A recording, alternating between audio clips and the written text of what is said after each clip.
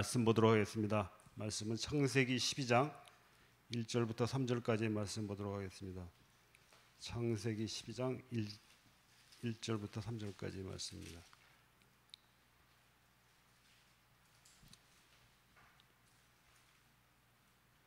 창세기 12장 1절부터 3절까지 우리 한 목소리로 같이 읽도록 하겠습니다.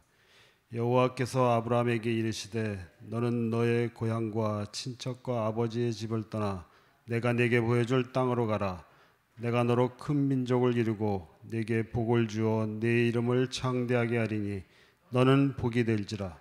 너를 저주하는 자에게는 내가 복을 내리고 너를 저주하는 자에게는 내가 저주하리니 땅의 모든 족속이 너로 말미암아 복을 얻을 것이라 하신지라. 아멘.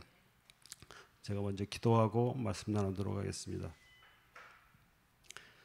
찬송과 영광을 받으시기에 합당하신 거룩하신 하나님 아버지, 예수 그리스도의 피로 우리를 소생시켜 주셔서 하나님 자녀의 신분과 권세를 회복시켜 주심을 감사드립니다. 모든 민족과 땅끝까지의 복음화를 두고 아무 공로 없는 우리를 불러주셨으니 전 세계 복음화를 향한 아버지의 뜻을 바로 알아서 주의 일에 합당하게 쓰임받을 수 있도록 주님 인도하여 주옵시고, 전도를 잘하든 많이 하든 문제가 아니라 우리의 정체성은 전도자입니다. 성경 속의 믿음의 선진들이 보고 알고 가졌던 복음의 비밀과 능력을 우리에게도 허락하여 주셔서 우리 각자의 모든 현장에서 하나님 주시는 응답 따라 일이 되어지고 문을 열어가심을 보고 증언할 수 있는 축복을 허락하여 주옵소서. 모든 말씀 주 예수 그리스도의 이름으로 기도드립니다. 아멘. 오늘 같이 나눌 말씀의 제목은 서밋의 시작입니다. 우리는 교회를 정의할 때 주로 불러냄을 받은 사람들의 모임, 또 하나님을 예배하기 위해 불러냄을 받아 모인 사람들의 모임이라고 정의합니다. 또 교회는 말씀의 공동체고 영적 공동체라고 얘기합니다. 골로새서 1장 18절에는 교회는 그리스도의 몸이며 그리스도는 몸된 교회의 머리라고 하셨습니다. 우리 교회는 7월을 공예배 회복의 달로 정했습니다. 안타깝게도 코로나 사태가 다시 악화되는 바람에 어려운 상황이지만 모이는 것이 교회가 하는 많은 일들 중에 하나가 아니라 교회의 본질적인 문제라고 생각합니다. 지금 우리가 할 일은 사회 책임의 부분도 있고 그래서 할 수 없이 비대면 예배를 결정을 했지만, 그러나 우리가 계속 기도하고 모이기를 바라고 기도해야 되겠습니다. 저는 어려서 신앙적으로 귀한 경험을 했다고 자주 얘기하는 것이 있습니다. 여러분들 이제 빌리그람 목사님을 잘 아실 텐데요. 그분 뭐 세계적으로 유명한 부흥사로 활동하시고, 그러나 또 한편으로는 또 말년에 뭐 프리메이슨이다, 뭐 또 뭐 가톨릭가 가톨릭에도 뭐 구원이 있다, 뭐 그런 식으로 많이 얘기했다는 그런 얘기도 있고, 그래서 배교했다는 얘기도 있고 그러긴 한데, 어쨌든 한때는 하나님한테 크게 쓰임 받아서 뭐 세계 교회 부흥과 한국 교회 부흥에도 큰 역할을 하신 목사님이라고 생각을 하십니다. 근데 이 빌리그람 목사님이 1973년도 8월달에 우리나라 서울에서 여의도에서 전도 집회를 하셨습니다. 그때 제 나이가 그때 10살이었는데 저는 이제 서울 숙석동에 살고 있었고, 그래서 이제 그 당시 저녁 집회 때 이제 우리 온 가족이 이제 어머님, 부모님들하고 같이 손잡고, 그때 하도 교통편도 좋지 않아서 거의 노량진부터 걸어갔던 기억이 있습니다. 어렸을 때. 그래서 그 당시에 5.16 광장이죠. 거기 5.16 광장까지 걸어가서 그때 뭐 집회 참석했던 기억이 있는데, 그때 뭐 나이도 저도 어려서 뭐 메시지도 뭐 들었던 것도 아니고 기억나는 것도 없고 하긴 하지만, 그 당시에 이제 기록에 의해서 우리나라 기독교인 인구가 300만 정도라 그러는데 마지막 날에 한 100만 정도가 모였다고 할 정도로 그렇게 많이 참석을 했던 그런 기록도 있습니다. 제가 메시지를 이해했던 것도 아니고 잘 들리지도 않았지만, 그 당시 뭐 수원 침례교회 또 현재 극동방사이신 김장환 목사님이 그때 즉석 통역하시는 것도 인상 깊었고, 어쨌든 분위기가 그 당시 뭐 100만이나 넘는 관중들이 이제 군중들이 통성기도 찬송하는 그런 분위기에, 뭐 영적인 분위기에 저도 어린 마음에도 그런 경험을 할 수 있었습니다. 그래서 8월 달이면 그때도 꽤 더운 날씨였을 텐데도 어린 마음에 뭐 불평도 할 수 없을 정도로 지금 생각해도 그런 분위기 같은 게 어렴풋이 기억이 나는 귀한 경험을 했다고 생각을 합니다. 그렇게 우리나라에서 70년대 이런 전도 집회 등을 통해서 이제 교회 숫자가 폭발적으로 이게 증가를 하고 기독교인들도 많이 늘어나게 됐죠.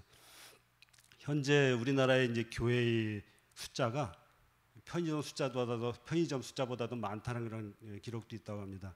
물론 이제 불신자들이 볼 때 뭐 이단이든 잘못 전하는 뭐 그런 교회들까지 다 합쳐서 편의점 숫자보다도 교회 숫자가 많다 이렇게 비판하는 사람들도 있지만 교회라고 이름하는 많은 교회들 중에는 뭐 틀린 복음, 비슷한 복음, 완전히 다른 복음들 그리고 뭐 진짜 같은 복음들도 전하는 교회들도 넘쳐나고 있습니다. 특히 요즘 같은 세대는 우리가 특히 조심해야 될 것이 이제 저도 자주 보게 되는 유튜브 설교 같은 것들도 잘못 전하는 설교자들이 많이 있는 것 같습니다. 저도 본 것 중에 뭐 어느 유명한 대학의 이제 신학대학 교수님이신데 뭐 진화론도 옹호하는 듯한 발언도 하시는 분들도 계시고 그런 분이 버젓이 윤병대학의 신학대학 교수님이라고 타이틀 달고 유튜브에서 강의하시는 것들도 있고 이런 강의들을 무분별하게 들을 때 우리는 제대로 신앙이 갖춰지지 않은 어린 심령이든지 이런 사람들은 쉽게 잘못 인식되고 그럴 수 있다고 생각이 됩니다. 그러면 우리는 어떻게 이런 진짜 같고 이런 거짓된 진리의 말씀을 우리가 잘 가려낼 수 있을지 우리는 생각해 보면은 거짓을 걸러내는 방법은 결국은 진리의 말씀을 제일 잘 아는 방법일 것 같습니다. 예를 들어서 이제 우리가 위조 지폐를 감별하는 사람이 있다 그랬을 때 이 사람은 모든 위조 지폐들을 다 감별해낼 수는 없습니다. 또 새로운 위조 지폐가 생기고 그것들을 다 공부할 수가 없습니다. 하지만 이 사람이 위조 지폐를 감별할 때는 새로 나온 위조 지폐가 어떠든지 그거 상관없이 진짜 지폐만 제대로 알면은 가짜 지폐는 쉽게 구별해낼 수가 있으리라고 생각합니다. 그래서 우리도 똑같이 복음도 마찬가지입니다. 우리가 할 일은 올바른 복음으로 무장할 때 영적 분별력을 가질 수 있고 그리고 하나님의 음성을 바로 분별할 수 있으리라고 생각을 합니다. 이러한 진리의 말씀이 하나님의 은혜로 깨달아지게 되고 내 것으로 받아들여질 때 마태복음 28장 20절에서와 같이 예수님이 하늘과 땅의 모든 것으로 함께 하시겠다고 약속하신 것 같이 이런 보좌의 능력, 아무도 뺏어갈 수 없고 시공간을 초월하는 보좌의 능력을 우리에게 허락하여 주시고 전도자로 증인으로서 하나님과의 소통이 우리가 시작되게 되겠습니다. 이러한 축복을 받기 위해서는 먼저 우리가 해야 될 일은 하나님의 축복을 담을 수 있는 그릇을 준비해야 되는데요. 사단 또한 시공간을 초월하여 말씀에 집중치 못하게 우리를 유혹을 하고 재앙을 퍼뜨리고 방해합니다. 사단의 방해가 얼마나 교묘한지요. 또 우리 집에서 뭐 자녀들을 통해서 우리를 시험하기도 하고 또 교회 내에서 뭐 예배 드릴 때에 꼴 보기 싫은 사람이 옆에 앉아 있다든지 또한 오늘따라 또 특히 뭐 부르는 성가대 찬양이 이렇게 거스리기도 하고 그런 식으로 예배를 방해하게 합니다. 그래서 속지 않도록 우리에게 말씀을 주시고 우리에게 끊임없이 기도하라고 하나님께서 우리에게 말씀해 주시고 있습니다. 말씀과 기도를 통해서 흔들리지 않는 영적 상태를 만들고 그것을 준비하게 되면 그때부터 하나님의 절대 계획이 보이게 되고 하나님께서 은혜로 내게 알게 해주시는 오직을 통해서 하나님의 말씀 성취와 기도 응답의 축복을 우리는 누리게 되겠습니다. 여기서 오직이란 말은 시공간을 초월하는 비밀을 알았을 때만 나올 수 있는 서밋의 시작을 말합니다. 이 오직이 될 때 모세만이 할 수 있는 응답, 요셉만이 할 수 있는 응답, 다윗과 다니엘만이 할 수 있는 응답, 그리고 나만이 할 수 있는 하나님이 주시는 유일성의 응답의 축복이 시작됩니다.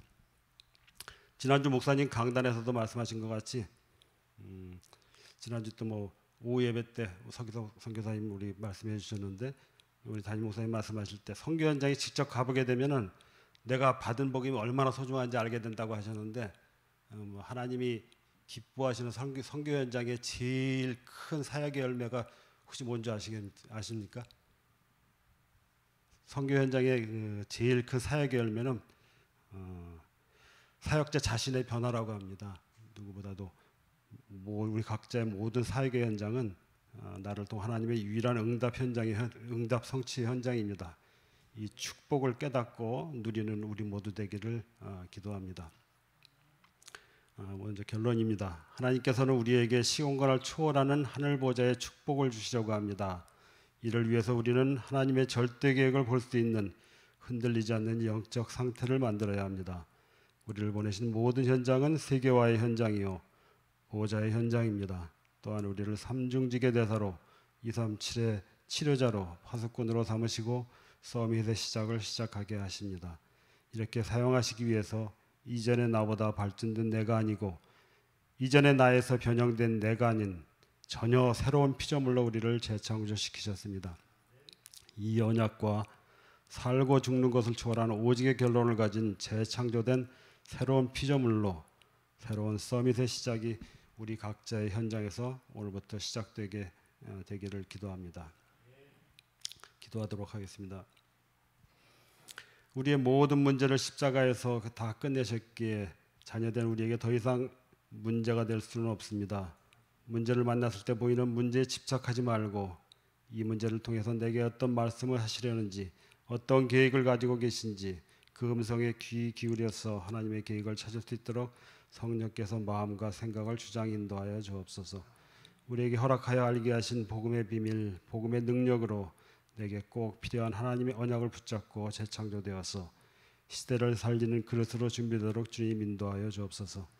우리 주역교회 모든 성도님들이 현장에서 성령의 내주인도 역사 속에 우리의 발걸음을 인도하여 주옵시고 우리 앞서 하늘 군대를 파송시켜 주사 흑암을 결박시켜 주시고 하나님 나라가 임하게 하시며 하늘 배경 누리고 우리의 모든 발걸음이 세계 복음화의 응답을 누리는 서밋에 시작되는 발걸음 되게 하여 주옵소서. 살아계신 주 예수 그리스도 이름으로 감사하며 기도드렸습니다. 아멘.